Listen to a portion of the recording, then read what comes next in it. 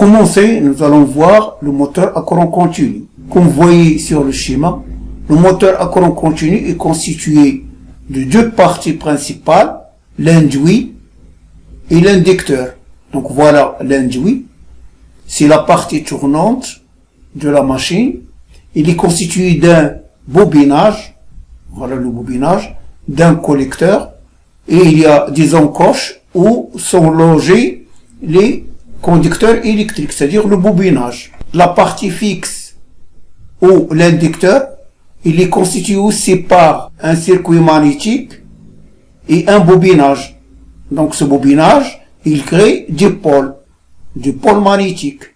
Dans notre cas, nous avons deux pôles magnétiques. Sur ce schéma-là, comme vous voyez, nous avons, voilà l'induit, c'est la partie tournante, le collecteur, les balais, ils ont pour fonction d'amener le courant de l'extérieur vers le bobinage de l'induit. Et nous avons l'inducteur, voilà les pôles, pôle 1, pôle 2, voilà le bobinage de l'inducteur, donc circuit magnétique de l'induit, le voilà, circuit magnétique de l'inducteur. Donc comme j'ai dit, les balais, ils frottent sur le collecteur parce que l'induit il tourne, donc on ne peut pas amener le courant par une liaison fixe. Donc c'est une liaison glissante. Donc il se fait par les balais. Donc les balais frottent sur le collecteur et comme ça le courant passe dans l'enroulement d'induit.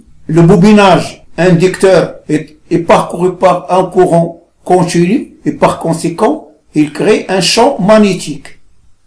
De même, le bobinage induit est parcouru par un courant continu, lui aussi, il crée un champ magnétique. Et l'interaction des deux champs, ça permet de faire tourner l'induit. Voyons maintenant le principe du fonctionnement. Supposons les deux conducteurs, conducteur 1 et conducteur 2, voilà les deux conducteurs dans les encoches de l'induit. Nous avons dit que l'induit est parcouru par un courant. On doit l'alimenter de telle façon que les conducteurs soient traversés par un courant continu I. Donc les deux conducteurs sont diamétralement opposés, c'est-à-dire opposés par rapport au diamètre. Donc dans ce schéma-là, nous avons notre alimentation. Le plus, ça va vers l'induit à travers les balais. Donc les balais et le courant, ils traversent le conducteur. Donc le courant, il traverse le conducteur 1.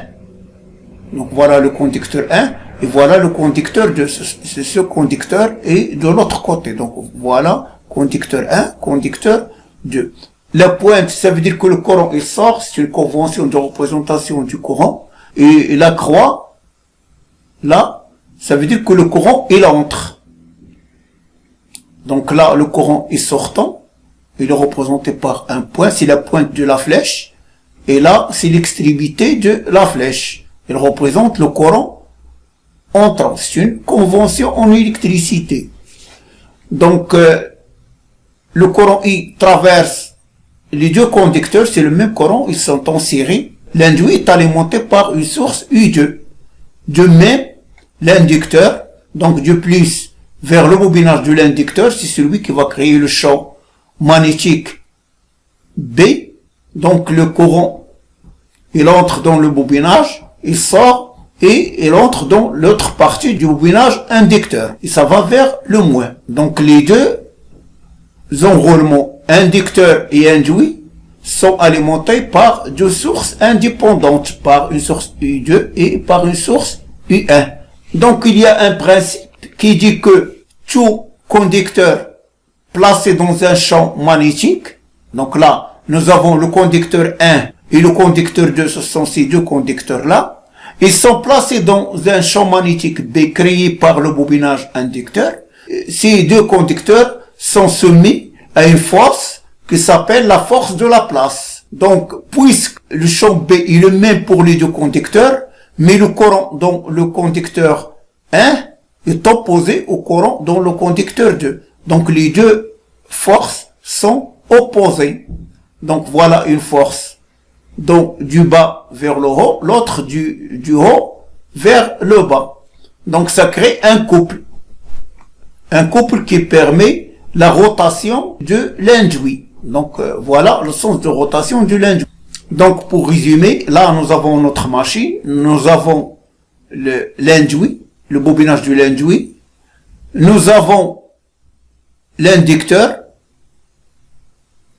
À ce niveau-là, nous avons le collecteur, charbon diabolique qui permet d'amener le courant de l'extérieur vers l'induit. Donc l'induit et l'inducteur sont alimentés en courant continu. Les deux conducteurs 1 et 2 traversés par le courant I sont soumis à la force de la place, créant ainsi un couple moteur, entraînant le moteur en rotation. Donc nous avons dit pour créer une force et par conséquent un couple d'entraînement de l'induit, il faut alimenter l'induit et il faut alimenter aussi l'inducteur. La façon d'alimenter l'induit et l'inducteur permet de distinguer trois types d'excitation. Donc il y a ce qu'on appelle l'excitation indépendante ou séparée. Donc l'inducteur est alimenté séparément de l'induit, qu'on voit sur le schéma. U1, c'est la tension d'alimentation de l'inducteur, c'est-à-dire il nous permet d'avoir le courant J qui va créer le champ magnétique, et l'induit est alimenté par une autre source U qui fournit le courant I au conducteur de l'induit. Donc les deux sources U et U1 sont indépendantes, aucune relation entre les deux. Donc on dit qu'on a une excitation indépendante ou bien séparée. Il y a un deuxième type, c'est ce qu'on appelle l'excitation parallèle ou bien shunt.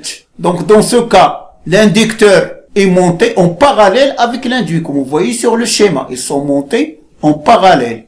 Ça veut dire qu'ils sont soumis à la même tension U. Donc la tension aux bornes de l'induit, c'est la même que celle aux bornes de l'inducteur. On dit qu'ils sont en parallèle. La source fournit le courant total I. Ce courant-là se divise en deux. Une partie passe par l'induit et une partie passe par l'inducteur. Maintenant, le dernier type, c'est l'excitation série. L'induit et l'inducteur sont montés en série. Ils sont traversés par le même courant I. Donc le moteur universel. Principe. Donc un moteur universel, ce n'est rien d'autre qu'un moteur à courant continu. La seule différence, c'est que le circuit magnétique est feuilleté. C'est-à-dire il est formé d'un empilage de tôle sous forme de feuilles. Pourquoi on va feuilleter le circuit magnétique? Pour minimiser les pertes par courant de Foucault. Donc le même principe de fonctionnement pour le moteur universel, c'est la version du moteur à courant continu série. Donc le moteur universel, c'est un moteur à courant continu dont l'induit et l'inducteur sont montés en série. Donc c'est le schéma qu'on a vu tout à l'heure. Le stator, c'est la partie fixe, c'est l'inducteur, et le rotor, c'est la partie tournante, c'est l'induit du moteur à courant continu. Il y a toujours les balais. Donc j'ai dit que c'est le même principe de fonctionnement que la machine à courant continu. Donc dans le moteur universel, il est alimenté par une tension alternative. Donc là, nous avons notre phase et le neutre. L'inducteur et l'induit sont parcourus par le même courant.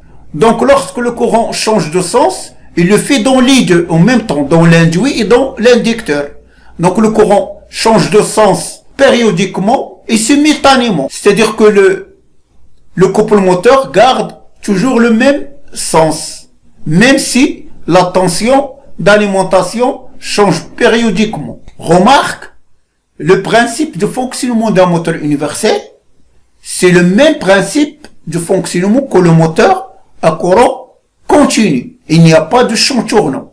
Donc lorsqu'une tension alternative est appliquée au bornes du moteur série, le même courant circule dans l'induit et dans l'inducteur du moteur.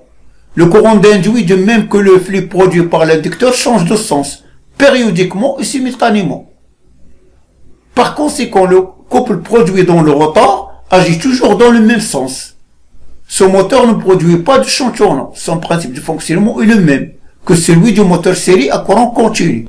Donc maintenant, voyons l'utilisation du moteur universel dans une machine lave-linge. Le moteur universel Voilà notre moteur universel dans le schéma. Et il est utilisé dans une machine lave-linge pour entraîner le tambour. Donc vous voyez sur le schéma, nous avons notre moteur universel, c'est celui-là. Donc il entraîne le tambour par l'intermédiaire d'une courroie. Quels sont les avantages d'un moteur universel? Il possède un couple de démarrage très important, une vitesse de rotation très élevée, il peut atteindre 10 000 tours par minute. Et le plus important, c'est qu'on peut régler la vitesse selon le besoin. Donc on peut régler la vitesse, on peut avoir plusieurs vitesses de rotation simplement par l'utilisation d'un variateur de vitesse électronique.